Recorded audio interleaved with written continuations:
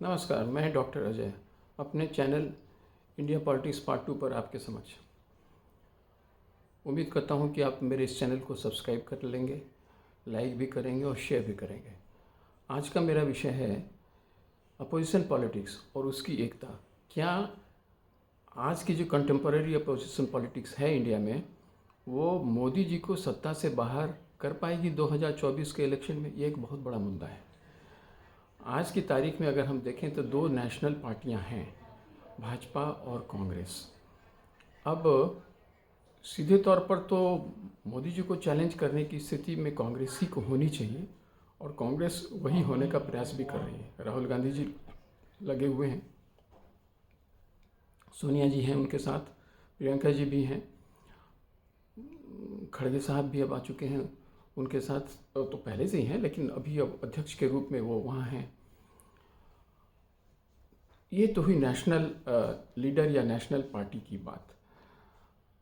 और इनके साथ साथ चलने वाली रीजनल पार्टियां जो हैं पूरे देश में, अलग अलग जगहों पर अलग अलग राज्यों में सत्ता में आसीन हैं, उसके जो नेतागण हैं, अलग अलग जो नेता हैं, उनका जो प्रभुत्व अपने अपने राज्यों में है, उनकी भी अपनी तमन्नाएं हैं। वो भी भारत का प्रधानमंत्री उनमें से भी लोग बनना चाहते हैं, कई लोग ऐसे हैं। अब रीजनल पार्टियां, ऐसा नहीं है कि रीजनल पार्टियों ने या ऐसे छोटे छोटे पार्टियों ने मिलकर के महाशक्तिशाली जो पार्टी रही है देश में, कभी उसने हराया ना हो। ऐसा 1977 में हुआ था, जब इंदिरा गांधी को जनता पार्टी के फॉर्म में अपोजिशन पार्टियों ने मिलकर हराया था। और ऐसा इतिहास रहा है कि 1977 के बाद से 2004 तक का जो एक पीरियड है, वो अपोजिशन पॉलिटिक्स का ही हम कह सकते हैं कि एक पीरियड रहा हो। कांग्रेस के बरक्स जो पार्टियां आती गईं, सरकार बनाती गईं, हालांकि कई बार ऐसा भी हुआ कि कांग्रेस ने ही समर्थन भी किया और कई बार ऐसा हुआ कि भाजपा ने ही समर्थन भी किया। और माने चीज़ें आती गईं जाती गईं। कोई नेशनल पार्टी इस तरह से सत्ता में लगातार 5 वर्षों के लिए 2004 के पहले 1977 के बाद इस बीच के दरमियान में सत्ता में आ नहीं पाई थी। पार्टियां आईं, परंतु वो अब किसी न किसी के सपोर्ट से, कई बार खुद कांग्रेस ने सपोर्ट किया, कई बार भाजपा ने सपोर्ट किया, लेकिन ऐसा हुआ नहीं कि कोई भी एक पार्टी या एक नेशनल पार्टी का जिसे कोई इमेज बन पाया हो, जिसका उसने पूरी की पूरी सत्ता अपने पास ले ली हो और वो शासन पूरे टर्म चला हो। वह 2004 में ही आया। मनमोहन सिंह जी जब कांग्रेस की ओर से पदासीन हुए, प्रधानमंत्री बने, उसके बाद से 2014 तक 2 इलेक्शंस, 2 पीरियड उन्होंने काटे। उसके बाद मोदी जी आए, भाजपा आई, एनडीए आई।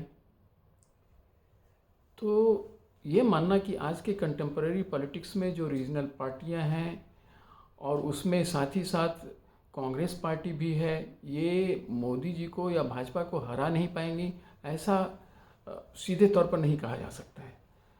अगर चीज़ें बदलेंगी तो ऐसा हो भी सकता है, परंतु उसके क्या आधार हो सकते हैं, अगर इसे हम एनालाइज करें तो आज की स्थिति में भाजपा का सबसे बड़ा स्ट्रेंथ क्या है, इसे समझना पड़ेगा। भाजपा का सबसे बड़ा स्ट्रेंथ है मोदी जी जैसा व्यक्ति, जिसकी इंटीग्रिटी अक्षुण्ण है।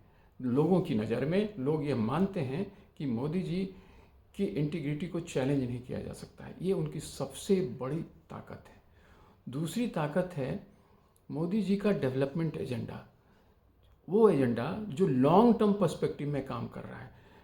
कंटेम्पररी पॉलिटिक्स को ध्यान में रखते हुए उसके छोटे छोटे कोई गोल्स नहीं हैं। छोटे छोटे गोल्स जो हैं वो बड़े गोल को के डॉट्स को कनेक्ट करते हैं, तो वो एक उनकी सबसे बड़ी ताकत है। और तीसरी सबसे बड़ी ताकत है राष्ट्रवाद। अब यहाँ अगर हम देखें तो आज अपोजिशन पॉलिटिक्स में जो एकता की बात हो रही है, उसमें क्या सारी अपोजिशन पार्टियां मिलकर के ये 3 जो महत्वपूर्ण ताकत हैं भाजपा के या एनडीए के, उसे चैलेंज कर पाएंगे?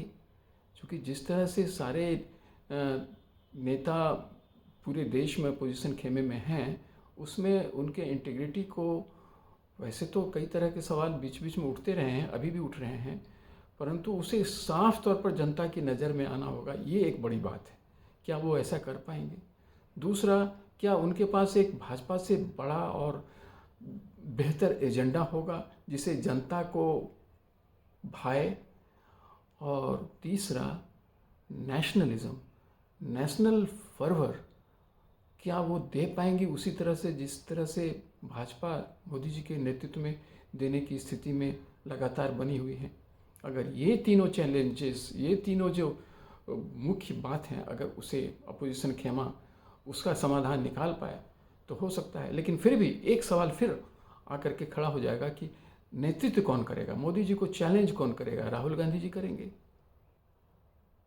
या फिर जो कांग्रेस है, जो पूरे देश की बड़ी पार्टी है, सबसे बड़ी पार्टी है, नेशनल पार्टी है, या फिर अपोजिशन खेमे में दूसरे दूसरे जो नेता हैं रीजनल लेवल पर, क्या वे लोग कर पाएंगे? क्या शरद पवार जी दे पाएंगे? क्या ममता बनर्जी जी दे पाएंगी? क्या अखिलेश यादव जी दे पाएंगे? नीतीश कुमार जी दे पाएंगे? हो सकता नवीन पटनायक जी दे पाएंगे, हालांकि वो साइलेंट रहते हैं, ज़्यादा बोलते नहीं। केसीआर दे पाएंगे? कौन दे पाएगा? ये एक सवाल है। तो इस सब का समाधान अगर निकल पाएगा तो मुझे लगता है मोदी जी को चैलेंज किया जा सकता है।